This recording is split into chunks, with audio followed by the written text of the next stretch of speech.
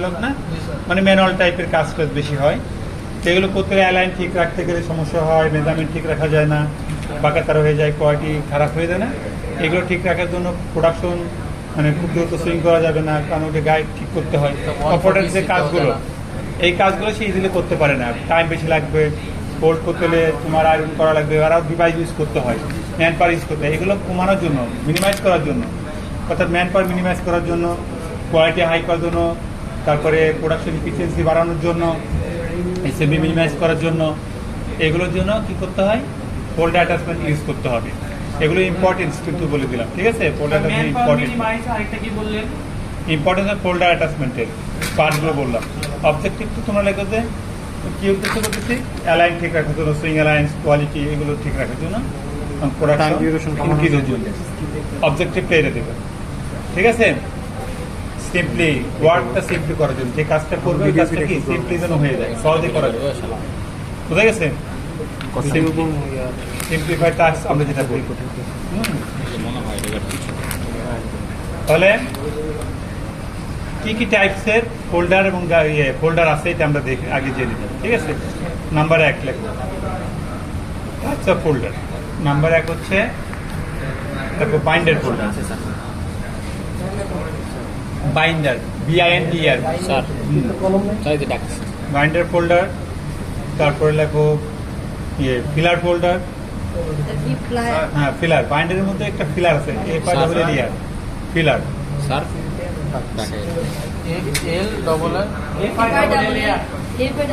এটা কি করা লাগে? Sir loop folder LWP having, হ্যাঁ,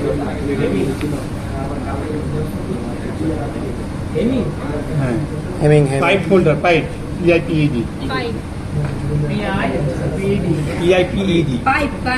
পাইপ ফোল্ডার অবজেক্ট পাইপিং লিখতে পারে, pipe object piping, pipe folder অথবা পাইপ পাইপিং।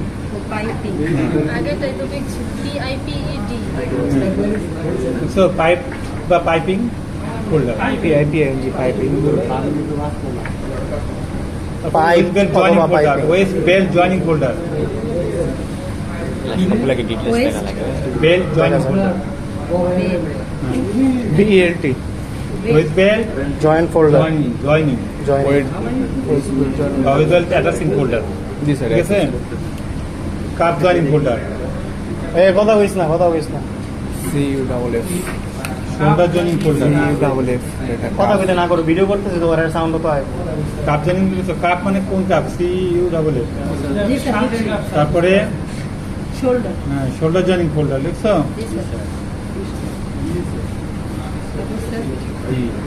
আমি করতেছি। তারপরে ওয়েস্ট বেল লিখছো? Box placket folder, lap folder, LAPPED, lappet. Sir box placket, ওটা তো ওটার পরে লিখবো ল্যাপেট। হ্যাঁ, একটু ইম্পর্টেন্ট, খুব ইম্পর্টেন্ট, ল্যাপেট ফোল্ডার।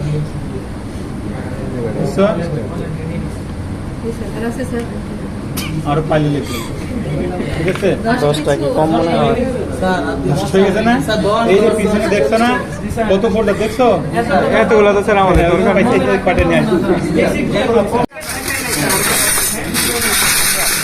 এক্সামে কিভাবে থাকবে, এরকম ফোল্ডার সাজানো থাকবে, তারপর ওটা দেখে আইডেন্টিফাই করতে হবে, জিজ্ঞেস করবে কোনটা অমুক ফোল্ডার, বের করতে হবে। আবার বলতে হবে এগুলোর নাম বলো, কি কি ফোল্ডার আছে, বুঝছো?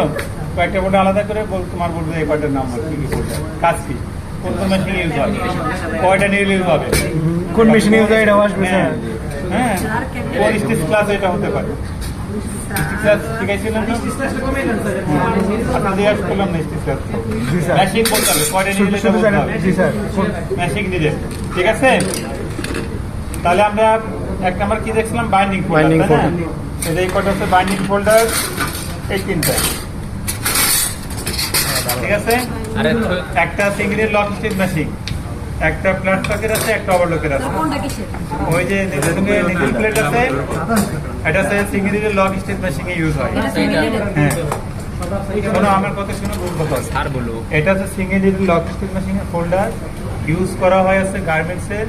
এই যে নেক বাইন্ডিং হয়, কি বাইন্ডিং হয়? এই শার্টের পিছনে নেক বাইন্ডিং আছে না, হাফ নেক, এটা এতটুকু, এটা আছে না অর্ধেকে, ব্যাকে ব্যাকে পুরো সাইডে পিছনে বুঝতে পার তাহলে নেক বাইন্ডিং হবে এটা বুঝা গেছে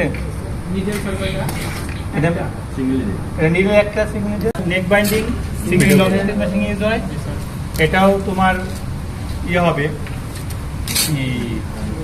আচ্ছা এটা সিঙ্গেল নিডল লজিস্টিক হবে কিন্তু এইটাই যে আমরা স্লিভে প্লাকেট লাগাইছিলাম মনে আছে এই সিকুন যেটা একটা বড় স্যার ওইটা বলছিলেন না স্যার সিঙ্গেল নিডল একটা ছিল এটা সিঙ্গেল হ্যাঁ গ্যাম্বল বলে অনেক সময় ইন্ডাস্ট্রিতে কি বলে গ্যাম্বল বলে এই জায়গাটাকে কি বলে গ্যাম্বল বলে গ্যাম্বলটা মানে সিকুন তোমরা কি করছো কাট পিস কাটছো ছোট ছোট প্যাটার্ন করছো আবার আয়রন করছো ও শুধু মানে তোমার ইয়ে করবে এদিকে পাইপিং কন্টিনিউয়াস যাবে কতটুক আমার এখানে 1 ইঞ্চি বা 1 ইঞ্চি থাকে যেটা থাকে তোমরা এটাও বাইন্ডিং করে রাখবে কিন্তু ব্র্যাকেট একটা gamble gamble single needle lock stitch machine use হবে সিঙ্গেল নিডল গ্যাম্বল কোথায় লিখবো স্যার গ্যাম্বল সাইড ব্র্যাকেটে লাগবে single lock stitch machine use হবে বাইন্ডিং গ্যাম্বল তো বাইন্ডিং এর ডেফিনিশন বুঝছো তো হ্যাঁ বাইন্ডিং এর ডেফিনিশন করেন পার্ট থেকে তোমার সিম্পল করে আসতো এখন যখন সাবজেক্টে বুঝাইতে তো কিছু মিলে যাওয়া লাগে gamble single needle logistic gamble একসাথে যে আমাদের সিঙ্গেল নিডল লজিস্টিক আর ইয়েতে নাই শোনো, তোমার এই যে আমাদের ফেব্রিক তো অনেক চওড়া থাকে তাই না তাহলে আমরা 1 ইঞ্চ বা 1.5 ইঞ্চ করে কন্টিনিউয়াস পাইপিং করে কেটে একটা কি হয় চাকা হয়ে যায় চাকা মানে রিবন আছে না ফিতা খেতে একটা চাকা হয়ে যায় না এটাও কাটিং করবে ওই যে রিপ কাটার পাইপিং মেশিন দেখছো পিছনে দামির ওখানে ওই যে আছে রিপ কাটার পাইপিং মেশিন ওই দুইটা ফেব্রিকের এই দুইটা সেলাই করবে আর টিউব হয়ে গেল না ও টিউবটা ভিতরে যে ও 2 ইঞ্চি সেলাই করলে এখান থেকে 2 ইঞ্চি যদি হয় সার্কেলে তাহলে কত গজ হবে এরকম করে 100-200 গজ করা যেতে পারে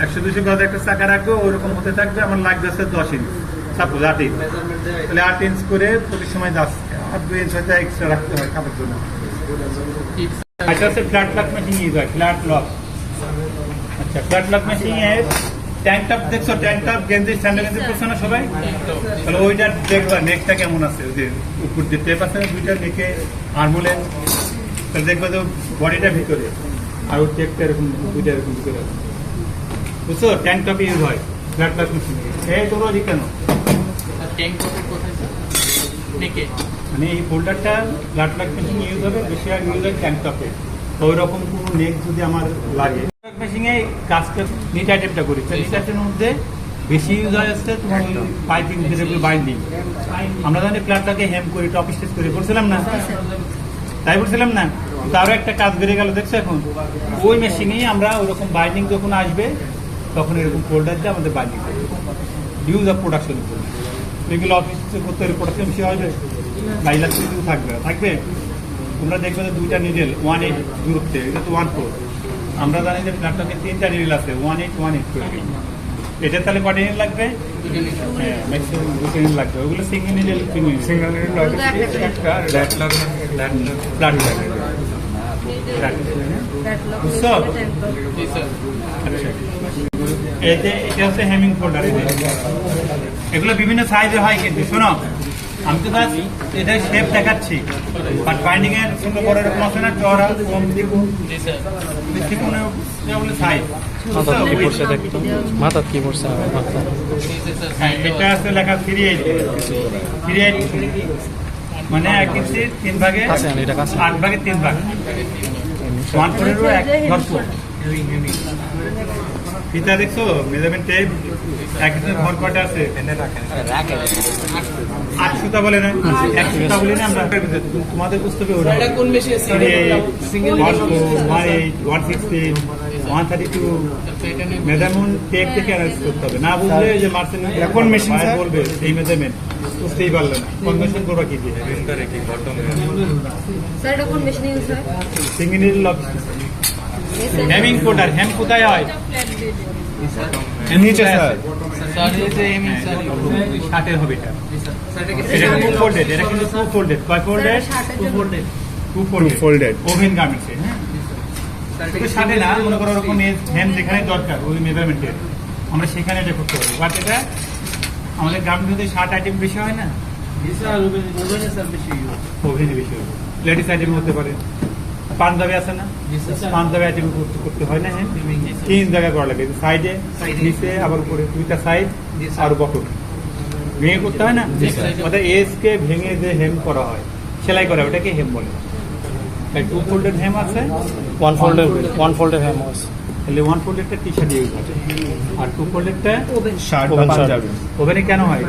লজিকটা কেন?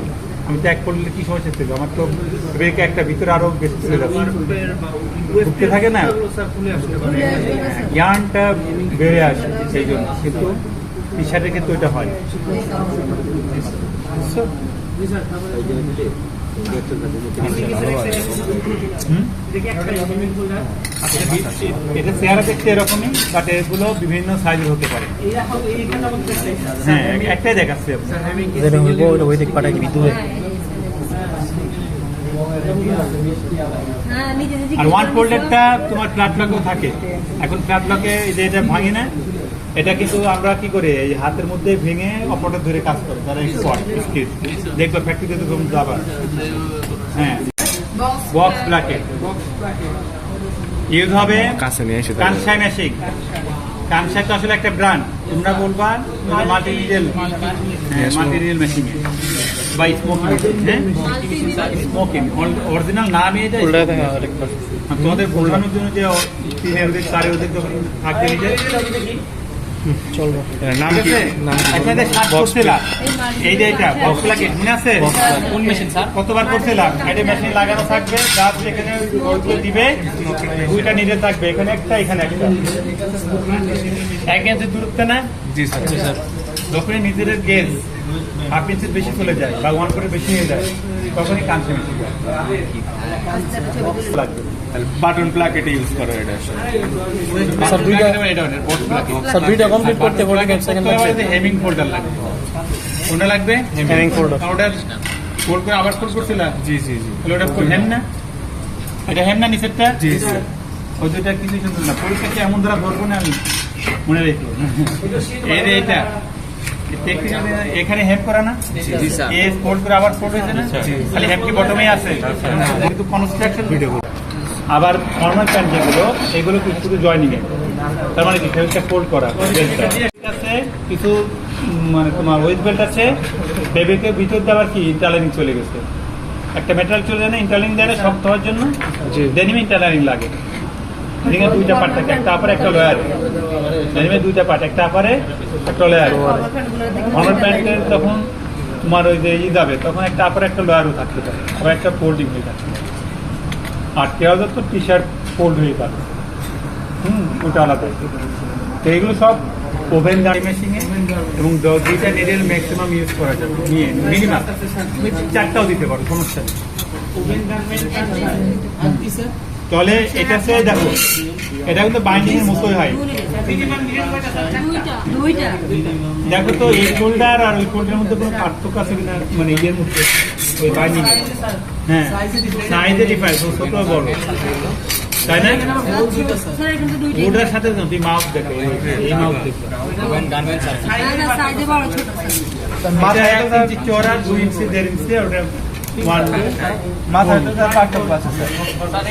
ওটা বড় না, বলছে যে এই যে এই দুইটা এই ফোল্ডার থেকে এটা অনেক বড়, দেখো একটা ইনপুট আসবে, আর আউটপুটে বের হবে ছোট।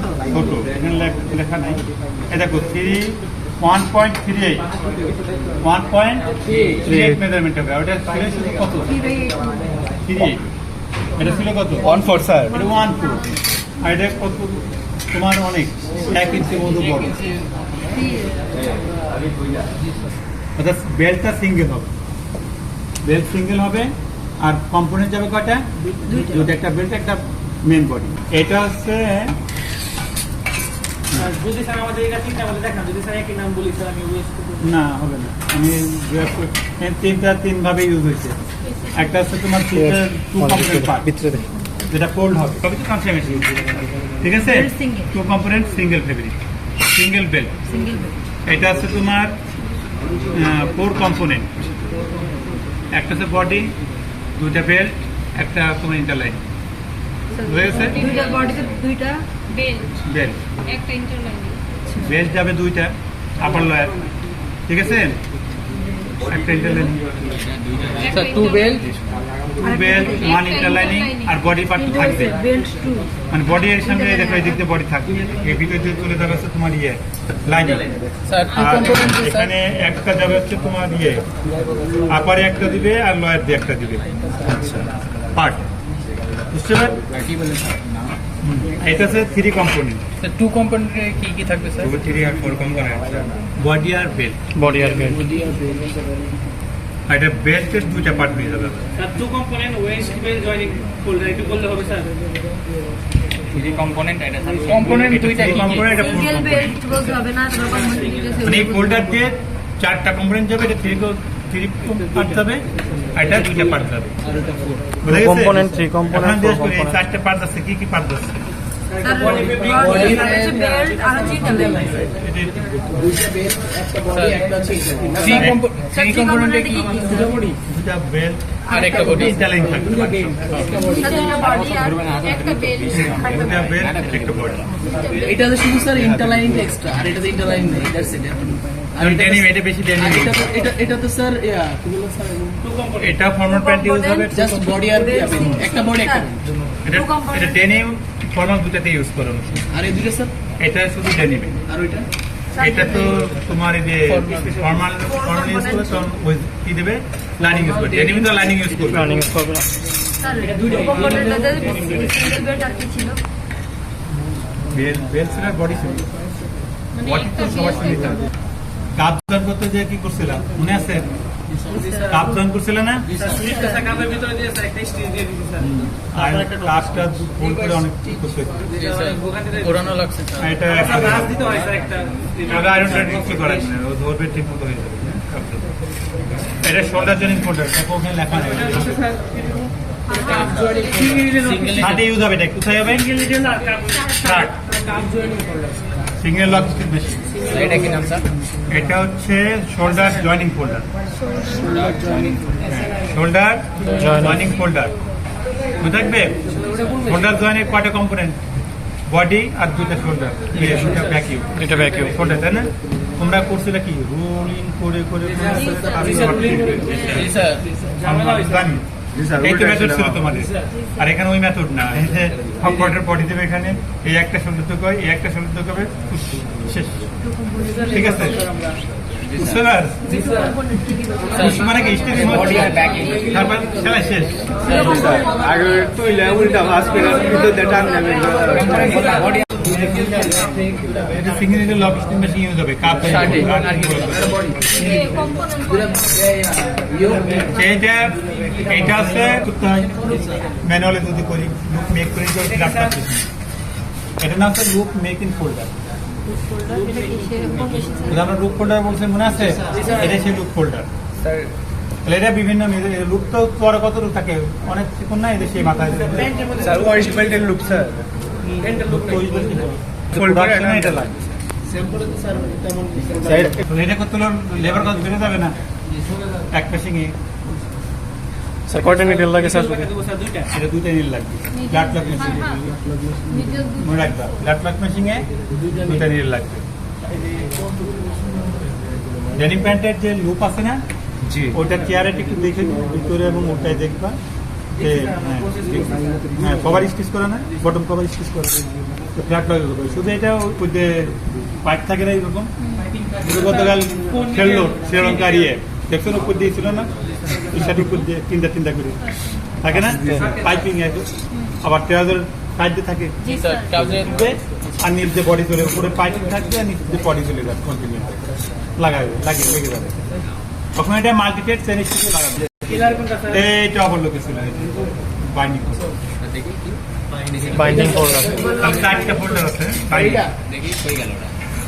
আচ্ছা এটা আছে তোমার বাইন্ডিং ফোল্ডার নেক, ওভারলক মেশিনে নেকে জয়েন করবে, নেকে নিচে রাখতে হ্যাঁ নিচে রাখা করে এটা ওভারলক কেমনে কত?